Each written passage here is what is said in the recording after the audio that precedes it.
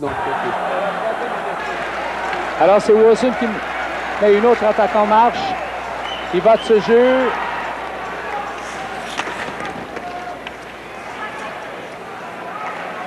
Libre à nouveau, mais c'est Wilson qui rate son jeu.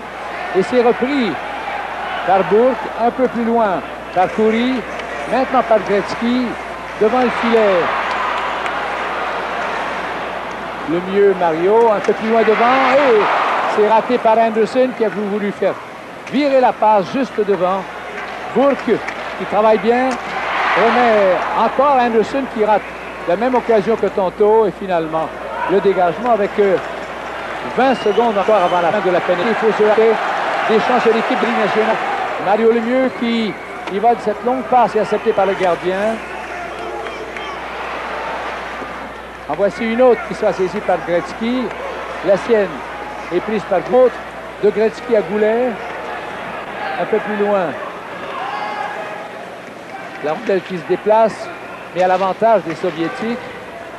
Et c'est la fin de la pénalité. Trop tard. Encore 6 minutes en troisième. 4-2 pour les Soviétiques. Bon, les Étoiles ont bien travaillé. On a essayé, si vous voulez, de créer l'ouverture, mais il faut donner crédit aux Soviétiques qui, eux, si vous voulez, ont forcé le jeu continuellement. On parlait mercredi soir un peu de cette nouvelle façon de découler les pénalités au lieu de garder la boîte très fermée hermétiquement. Bien, on essaie de défier, si vous voulez, le porteur du disque pour créer des revirements. Puis c'est ce que les Soviétiques ont fait. On les voyait un peu partout dans le territoire. Puis à ce moment-là, c'est difficile, si vous voulez, de créer de bonnes occasions sur le jeu de puissance. On met une pression constante sur le joueur qui transporte la rondelle. Avec une équipe aussi mobile et aussi parfaite techniquement, il est difficile de jouer du hockey de rattrapage en troisième période.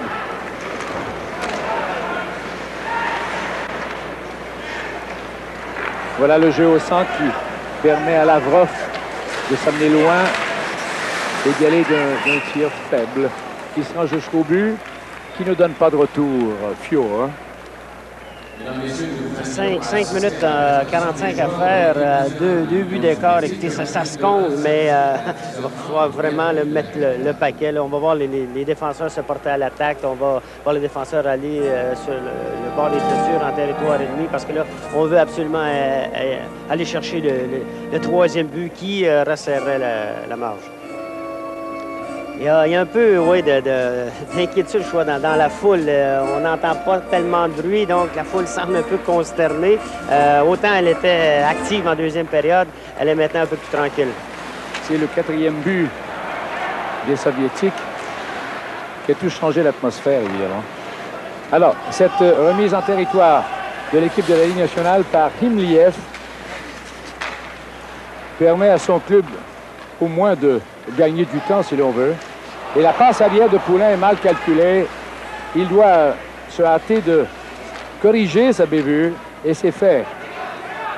Sauf que la rondelle appartient à l'équipe de l'Union soviétique, et maintenant c'est Fiore qui a du mal à faire ce qu'il avait envie de faire. Et là, ici, un jeu malheureux qui a failli donner un autre but. Et là, c'est une passe interceptée par un beau jeu du vétéran de 31 ans, Billy Aledvinov. Pour Chelios, venant de Tikkanen. Et à Chelios, et maintenant à Claude Lemieux, on le fait trébucher et sa passe est interceptée facilement. 4 minutes 35 secondes encore.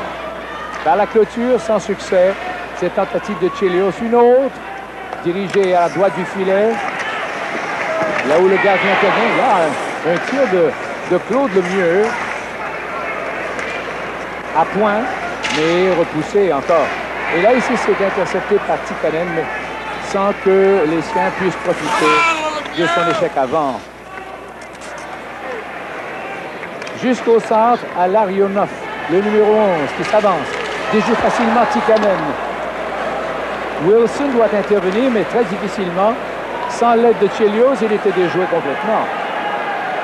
Chelios, simple remise en territoire adverse. Là où Stalinov a devancé. Et là, ici, Eh bien, c'était un cadeau des Soviétiques, mais Claude Lemieux et son coéquipier en ont été tellement surpris qu'ils ont été lents à agir.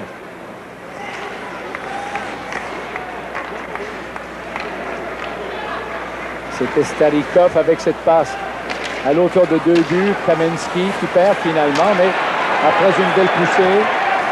Et là, ici, c'est de Samuelson à Marc Messier. Il est devant. Oh, le retour est raté de justesse par Khoury et Gretzky. Et ensuite, une attaque à 2 contre 1 avec Kamensky en tête. Et le but marqué avec cette poussée à 2 contre 1 avec beaucoup d'habileté par Komutov. C'est donc 5-2 et les derniers espoirs se sont envolés. Oui, mais c'est Kamensky ici qui a fait le jeu. C'est un jeu tout à fait exceptionnel. Mais pour remettre à Komutov qui, lui, a poussé le disque derrière Fuhr, mais disons que ce grand Kamensky, lui, a fait une feinte à garder la rondelle. On le revoit ici. Il tient très bien la rondelle. Et puis, bon, là, moi, je croyais qu'il l'avait remis, mais en fait, il l'a échappé. Je pense qu'il voulait lui-même déjouer Fuhr.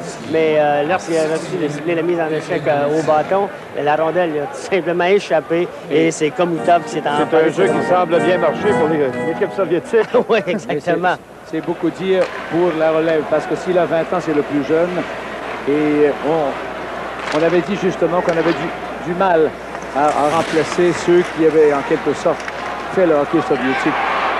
Ici, c'est Tikkanen et c'est bloqué devant le filet par Tatarinov, un autre de 21 ans. Peut-être un point qu'on peut souligner, c'est à 4-2. On a vu les Soviétiques ne pas s'asseoir sur leur avance, mais continuer à forcer l'attaque. Eh bien, il y a consultation au banc de l'Union soviétique. Et Charles, voilà.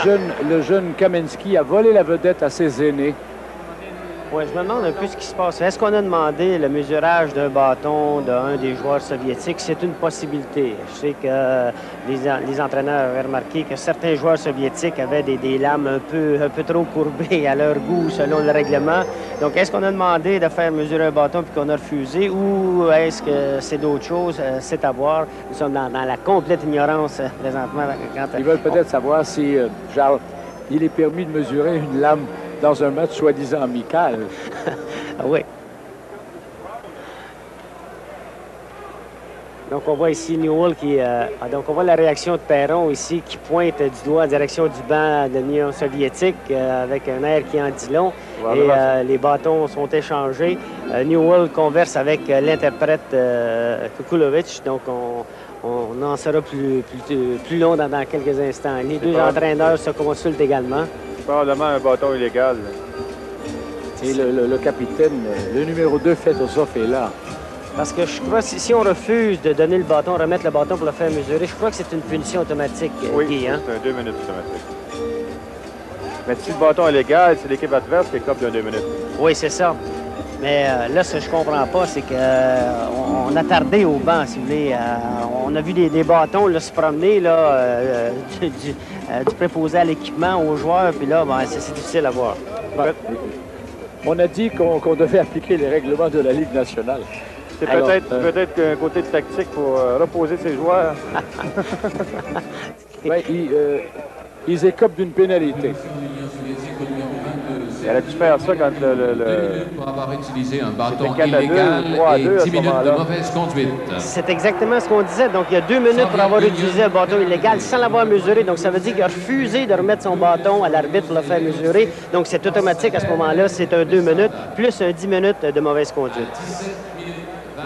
Donc ça, le règlement est très clair là-dessus. Si on refuse de mettre une pièce d'équipement que l'équipe adverse a demandé de faire mesurer, donc on ne peut pas la mesurer, on ne peut pas savoir si c'est illégal ou pas. Donc, on prend pas le bénéfice du doute, on donne la pénalité. De toute façon, Charles Léoné, j'étais en bas tantôt, puis tous les hockey avaient l'air illégal. Oui, hein? C'est peut-être Guy qui a fait l'espion, qui a filé l'information aux entraîneurs de l'autre côté. Il faut ajouter que ça ne change rien. Qu'il y en ait 1 ou 10, c'est seulement 2 minutes. 2 minutes 40, là. Donc, Donc, on voit ici, on voit l'échange des bâtons ici. Voyez-vous, on a demandé de faire mesurer, puis là, regardez, les juges de ligne sont là, l'arbitre est là, regardez, non, c'est pas celui-là, oui, je reviens, non.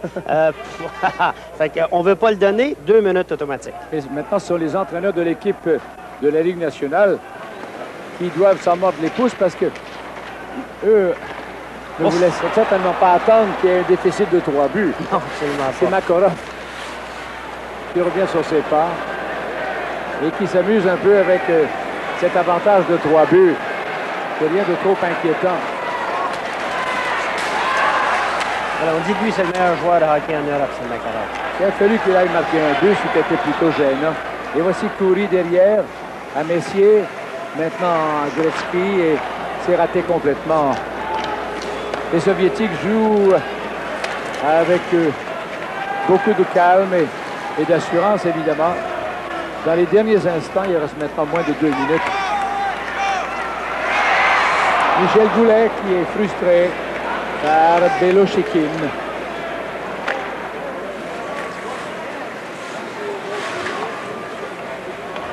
Mario Lemieux maintenant.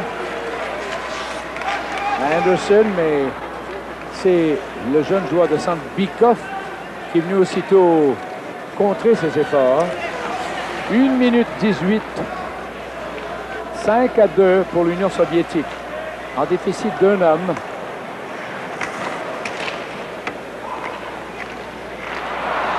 Et là, une passe interceptée par Svetlov, le numéro 16. La remise arrière. Autre passe. Ouh. C'est là que Fieu a dû encore se surpasser. Gretzky. Goulet qui perd une chance inouïe. Ensuite, un peu plus loin, Gretzky a le mieux. Et le but marqué par Bourque. 5-3. Très bel échange ici, là, cet avantage numérique. Le mieux qui a remis à Bourque s'est avancé dans l'enclave. Donc, sans hésitation, lance au but. On le voit très bien ici. Gretzky a le mieux à Bourque. C'était un peu le tic-tac-toe, si vous voulez. Aucune chance pour le jeune Beloshikhin là-dessus. Écoutez, il est à peu près à 15-20 pieds. Tir parfait à la droite du gardien, sans hésitation. Et la marge est réduite, si vous voulez, mais à 37 secondes de la fin, c'est difficile. À 19 minutes 23 secondes. Le tournant, Charles et Guy, c'est quand les Soviétiques ont marqué en 2 minutes et 4 secondes au deuxième 20, quand la Ligue nationale, défensivement, a présenté des lacunes. Voici maintenant une attaque du côté gauche et l'arrêt de Glenn qui lui permet quand même de terminer la partie en beauté. Et là, ici, le plongeon que Fekizov fait faire à son vis-à-vis qui était Kirk Muller. 7 secondes. Le temps d'une dernière attaque à peine. Et le match terminé, la victoire acquise par les Soviétiques. 5-3, ce qui fait que... On vient de voir que Zhukov a échangé son bâton avec Wilson. Peut-être qu'on en verra d'autres. Les deux se sont échangés le bâton comme souvenir.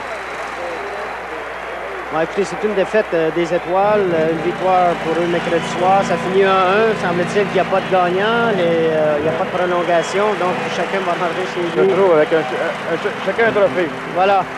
Semble-t-il qu'ils vont avoir chacun un trophée. De toute façon, c'est la semaine de la paix ici. Et voilà.